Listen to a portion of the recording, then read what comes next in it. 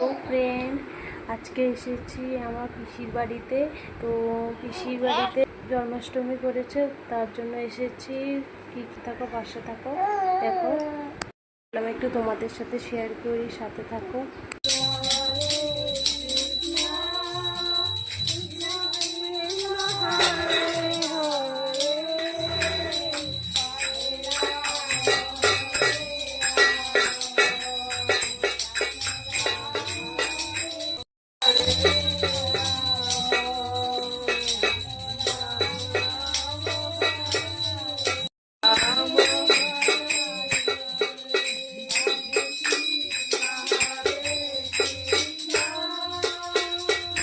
গোপাল সোনাকে ভোগ দেওয়া হয়েছে, ভোগের প্রসাদ আমাদেরকে দেওয়া হয়েছে।